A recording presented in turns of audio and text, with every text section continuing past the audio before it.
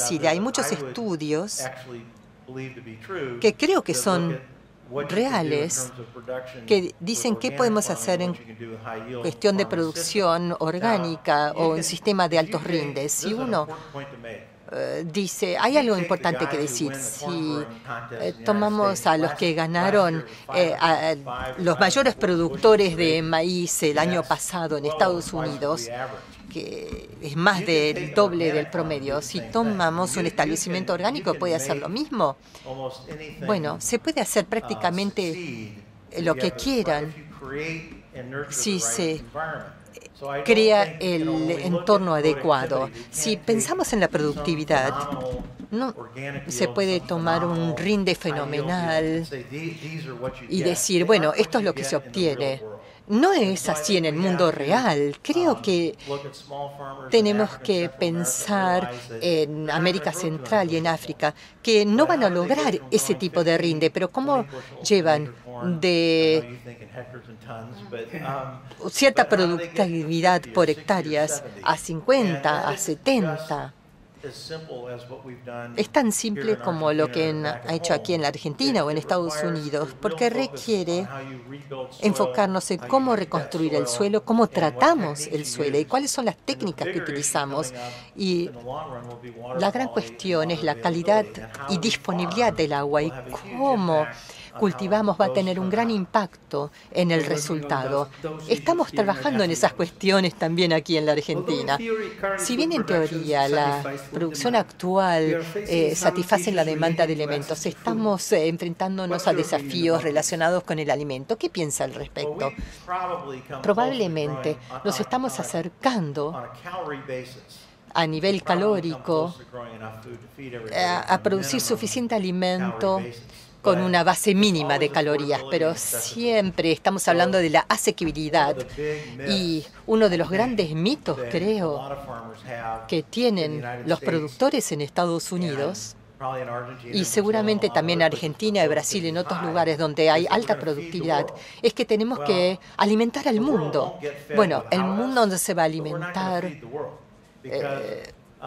solo con lo que hagamos nosotros, porque hay cientos de millones de pequeños productores y si piensan en dónde viven y qué es lo que pueden llegar a tener acceso y pagar, no van a comprar maíz embarcado de Estados Unidos o de la Argentina, van a estar comprando maíz de su región, del mercado local. Así que la asequibilidad, en realidad no se puede separar la forma de pago y el poder lograr ese producto. Vamos a aumentar la productividad porque muchos de ustedes, productores y proveedores, han demostrado que es posible y vamos mejorando en esto, pero eso no es la única solución, porque la asequibilidad significa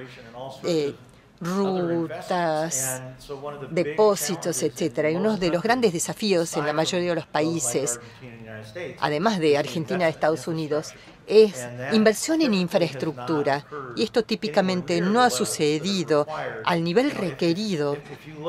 Si se fijan en Estados Unidos, por ejemplo, nosotros teníamos un gran sistema ferroviario allá por el siglo XIX, pero los productores se quejan con razón de que nuestras hidrovías necesitan mejoramiento, pero tenemos un sistema que nos permite transportar de manera eficiente millones de toneladas de grano. Tenemos una gran capacidad de almacenamiento.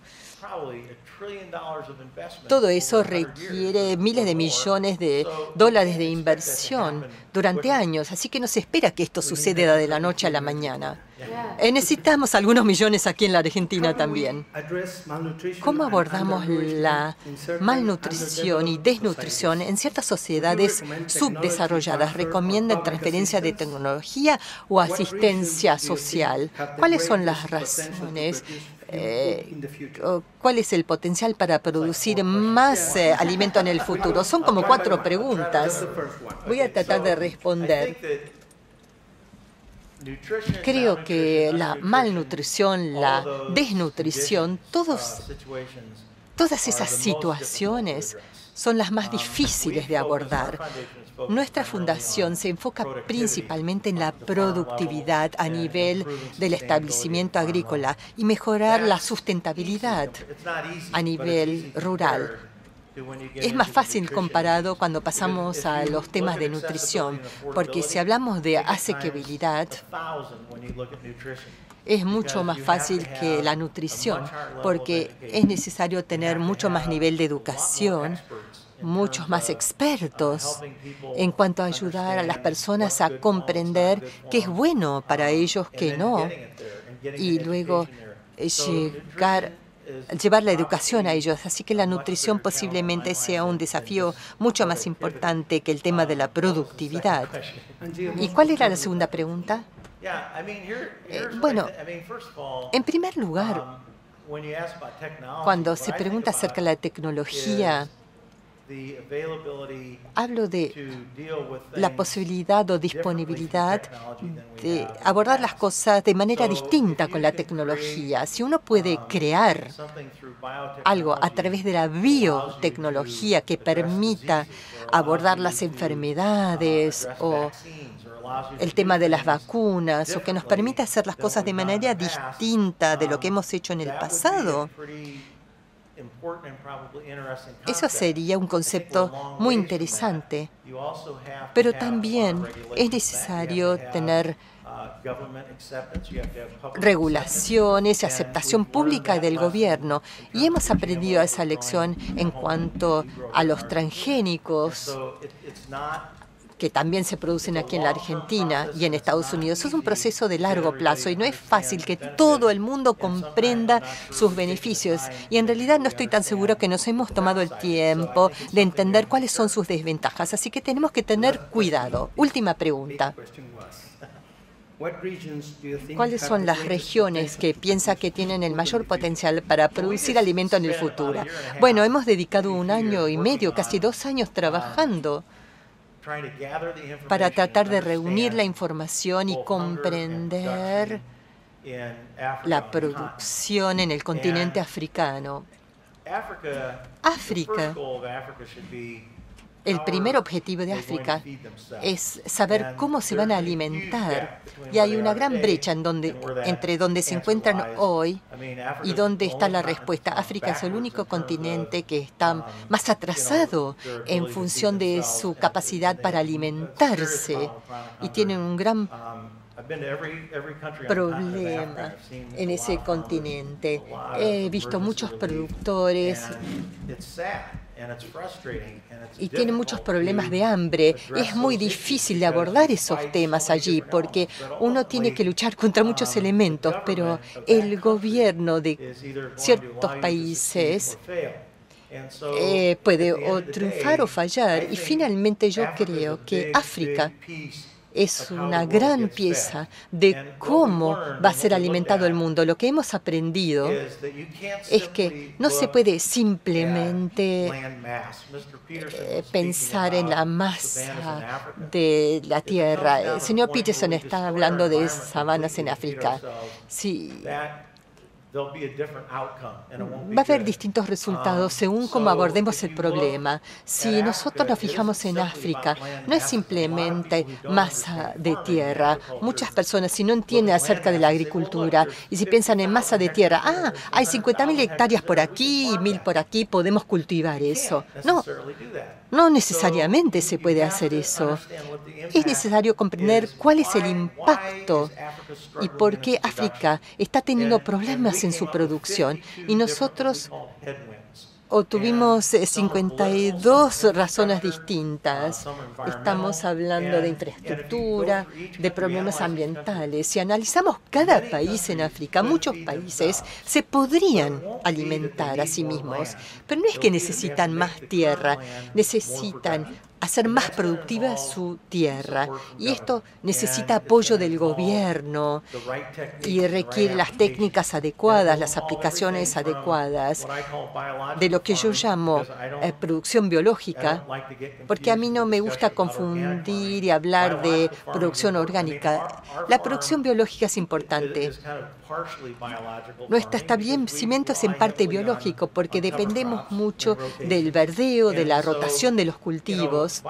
Así que la producción biológica combinada con la aplicación apropiada y un buen uso de los fertilizantes va a llevar todas esas cosas en conjunto para tener éxito. Pero la gran valla va a ser política, va a ser la infraestructura y no se puede resolver esas cosas desde afuera, tratando de convencer que cambien adentro. Se necesita que la gente de ese país que convenza al gobierno que se requiere ese cambio. ¿Cree que la producción va a cambiar la demanda o esto va a llevar a la sobreproducción? ¿Qué situación ve? Bueno, es como en todo. Hay a haber algunos lugares en donde tenemos la misma producción que ahora, de ver cómo se utilizan esos cultivos y esos alimentos. Y en muchas partes del mundo no hay suficiente producción. Creo que eso no va a cambiar. Lo que sí creo que tiene que ocurrir es que el mundo necesita seguir el ejemplo de Argentina y Estados Unidos necesita hacerlo en términos de estar en un 95% en siembra directa. Cuando uno habla de siembra directa parece algo simple, pero es complicado y ahí involucra muchas cosas. Tenemos que hacer agricultura pensando en términos de sistemas. Constantemente estamos tratando de mejorar con esto. Manejo de nutrientes, rotación, densidad de siembra, el uso de cultivos de coberturas, cómo regamos si tenemos sistemas de irrigación. Es decir, tenemos que empezar a pensar en términos de sistemas. Y no lo hacemos en la actualidad, de verdad no lo hacemos. Necesitamos que buena parte de la gente que está acá hoy vendiendo los productos, que ellos también piensen en términos de sistemas. Y nosotros tenemos que llevar eso a nuestros campos para poder entenderlo mejor. Pero si hacemos esto, vamos a trabajar mejor en la producción y vamos a poner las cosas donde las necesitamos. Los lugares donde hay subproducción es algo complicado y nosotros nos tenemos que asegurar de que las técnicas que utilizamos son tan importantes como lo que ponemos en el suelo y el tipo de tractor. Señor Buffett, habla como un productor de apresil.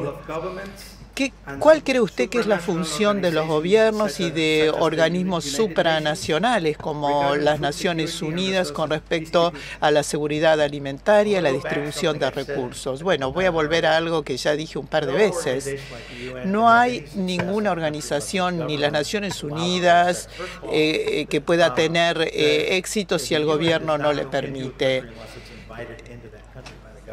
Las Naciones Unidas pueden hacer cosas en un país siempre que sea invitada por un país, y una vez que están invitados en un país tienen que hacer cosas que sean compatibles con lo que ese gobierno quiere que hagan, y entonces no tienen el apalancamiento, no tienen el potencial o no tienen el músculo y la fuerza para poder cambiar las cosas en gran medida. Pueden ayudar y pueden hacer cosas en emergencia, por ejemplo, pero por ejemplo si vemos la FAO,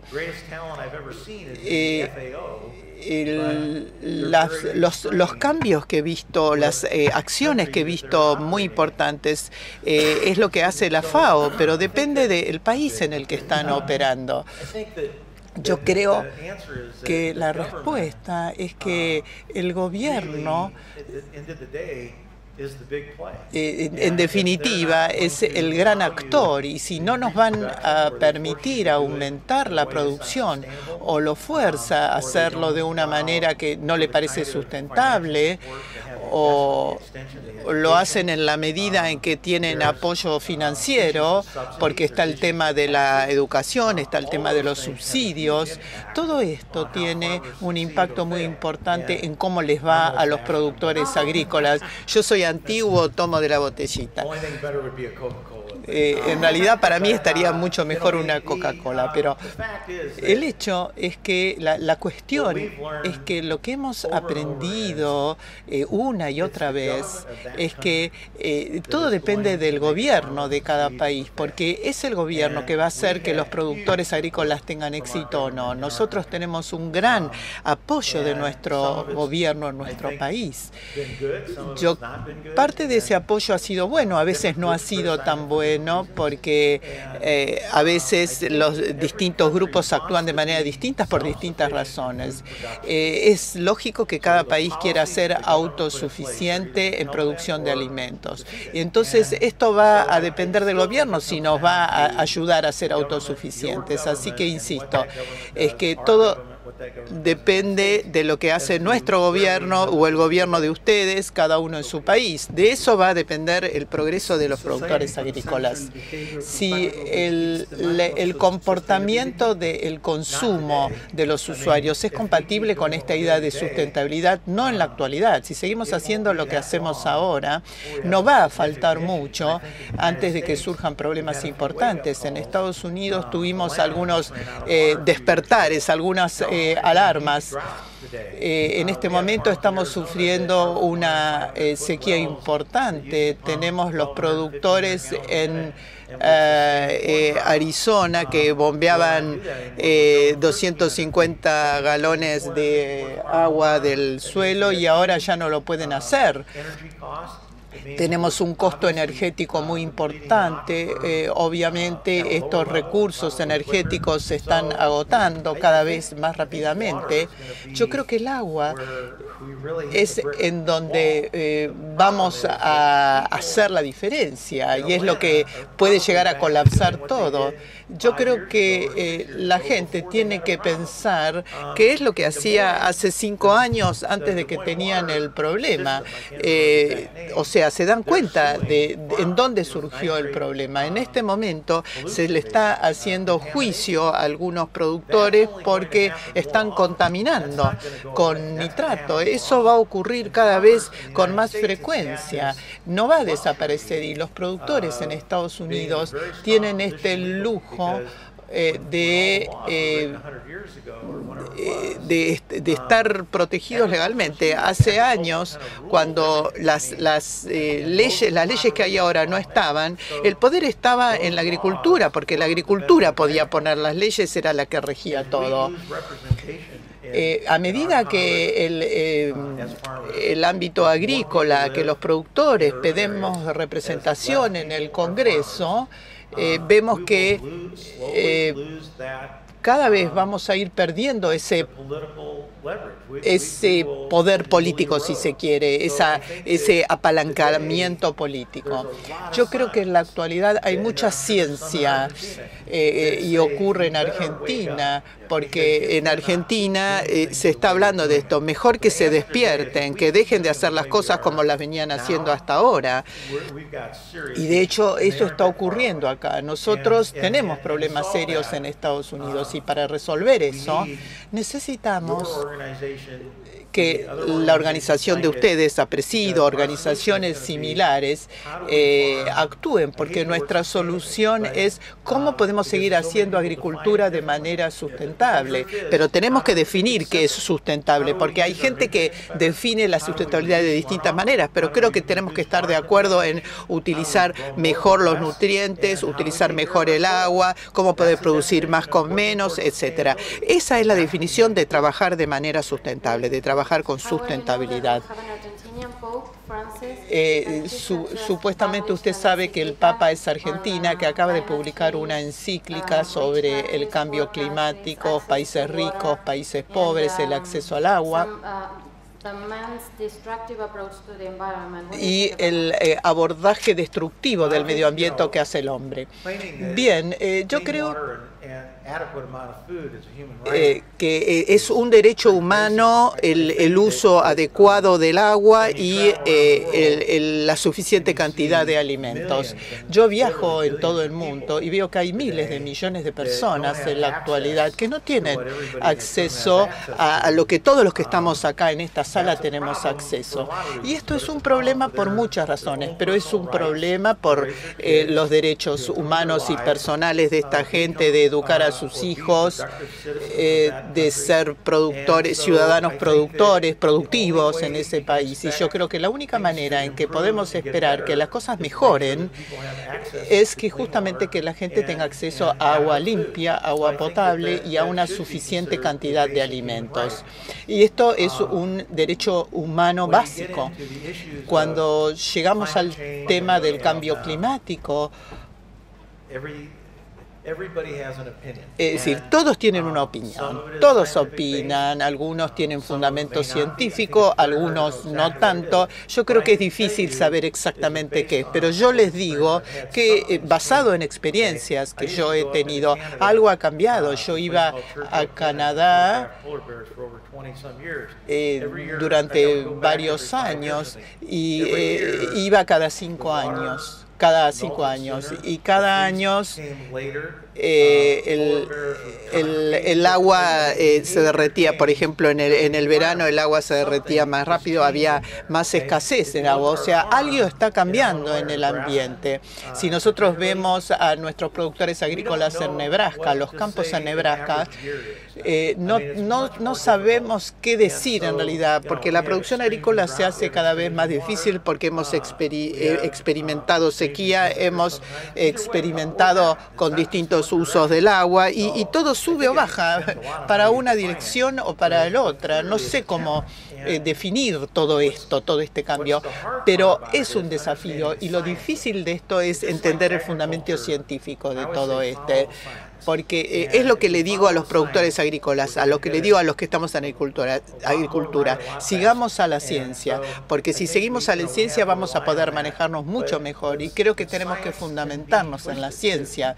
Pero también pensemos que la ciencia tiene sus vueltas, o sea que necesitamos buenas instituciones públicas que nos den buena información e información fidedigna para poder tomar buenas decisiones. Con respecto a su fundación, queremos saber cuál es su misión, qué tipo de proyectos están financiando y cómo seleccionan esos proyectos. Quizás mi fundación es un poco distinta que otras fundaciones privadas en Estados Unidos. En Estados Unidos hay fundaciones privadas que son un poco distintas que en el resto del mundo. Tienen beneficios impositivos porque la misión es beneficiar a la sociedad. Y esa es nuestra misión, beneficiar a la sociedad, hacer el bien público. En Estados Unidos tenemos muchos desafíos, tenemos inseguridad alimentaria y estamos trabajando sobre esto en temas como, por ejemplo, tratar de convencer a los productores agrícolas que piensen en la siembra directa, en una agricultura sustentable. Pero la mayor parte del uso de nuestros fondos es para ayudar a África y en algunos lugares de América Latina a los pequeños productores, poder brindarles un sistema que le permitan por sus propios medios tener un sistema que sea predecible y productivo en un periodo extendido de tiempo. Y esto no es tan fácil de hacer porque están los sistemas de educación y otros sistemas que hacen que la agricultura sea exitosa acá o en Estados Unidos o en Australia, no existen en África. No tienen recursos, no tienen la financiación, no tienen el apoyo. Entonces, otra área en la que trabajamos, que son áreas de conflicto, y esto lo venimos haciendo desde hace años, lo hacemos en Burundi, en Congo, en repúblicas de África donde es muy difícil trabajar también en países de América Central, en El Salvador, en Guatemala. En la actualidad no es tan fácil porque hay muchos temas, muchos problemas que dificultan el acceso a la agricultura y no podemos ignorar que esos problemas, esos obstáculos existen, así que tenemos que trabajar en esas áreas, tratar de subsanar esas áreas de conflictos. ¿Qué cree que debe hacer su fundación para lograr o para cumplir con estos temas que ustedes están abordando? Nosotros sabemos que tenemos que correr riesgos. El dinero en nuestra fundación, que nosotros tenemos que tomar las decisiones de manera muy simple. No tenemos un directorio, no tenemos una comisión directiva. Por supuesto, está en la reglamentación, la legislación que establece el gobierno. Nosotros tenemos que desarrollar acciones que cumplan con esta legislación, pero el objetivo de nuestra organización es no fallar, es no fracasar. Y le debo decir que muchas veces fracasamos más de lo que tenemos éxito. ¿Por qué fracasamos? Porque estamos corriendo muchos riesgos o porque trabajamos en áreas de riesgo. Por ejemplo, en Congo Oriental tratamos de implementar un sistema o de manejar un conflicto con rebeldes y que otro se hubiera vuelto loco.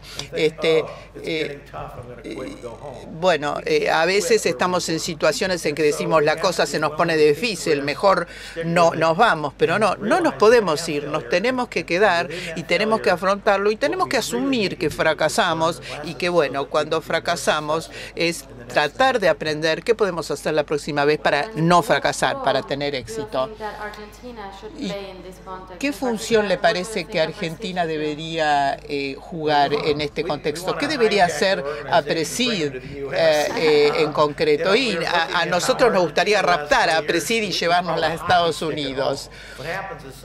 Lo que ocurre es que si alguien viene y nos dice o nos quiere vender algo y nos dice que los ingresos en la empresa van a aumentar así tanto, sabemos que no va a ser tan maravilloso. Tenemos este palo de hockey que pueden llegar a lograr los productores agrícolas si se pasan a la siembra directa.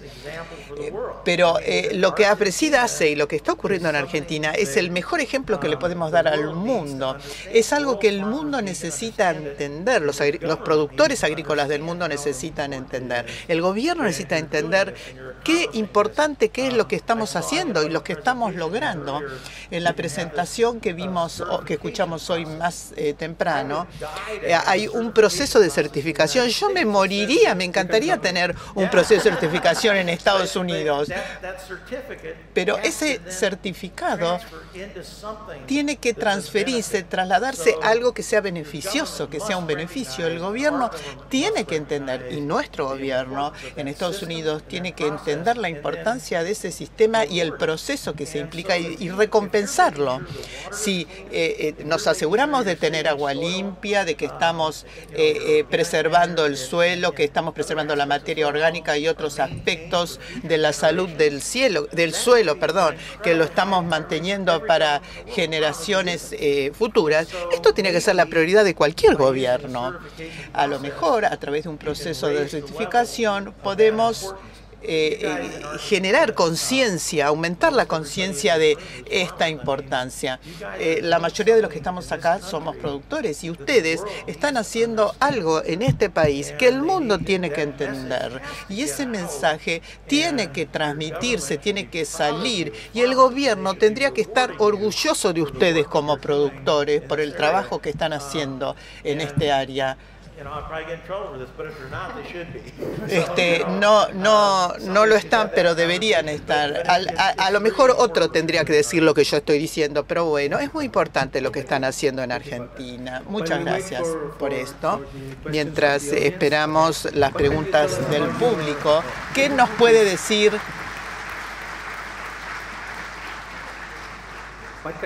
¿Qué nos puede decir de su libro, 40 Towns?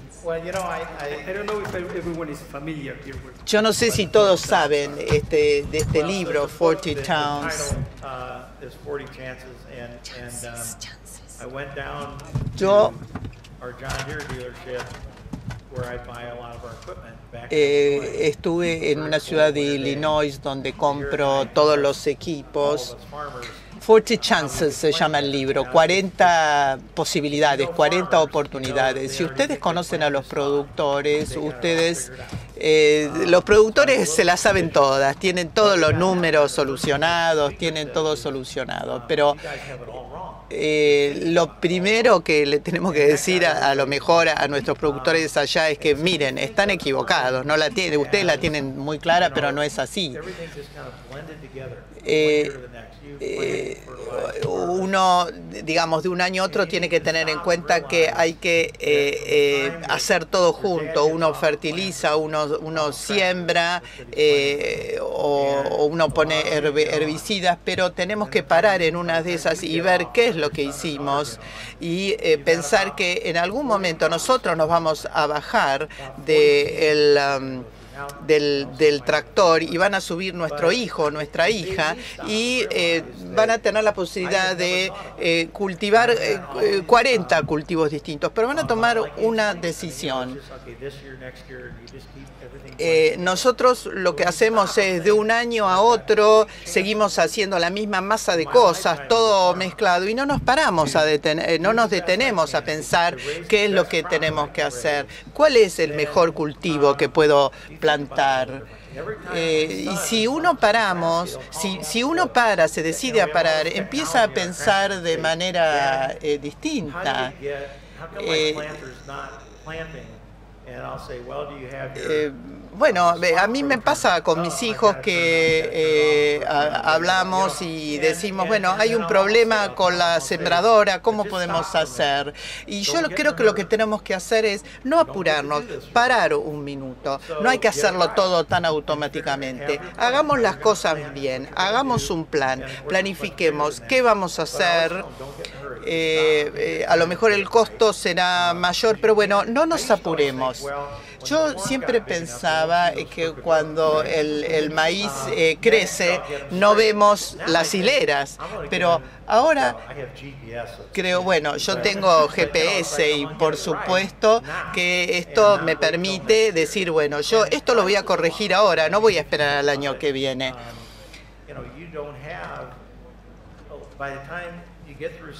Cuando nosotros vamos a la escuela, nos educamos, desarrollamos experiencia y a lo mejor creemos que podemos acceder a estas 40 oportunidades o posibilidades sin ningún problema. Pero yo creo que lo mejor es hacer cosas buenas con estas 40 posibilidades distintas que tenemos. Así que mi libro, 40 Chances, 40 oportunidades, es de hacer las cosas bien.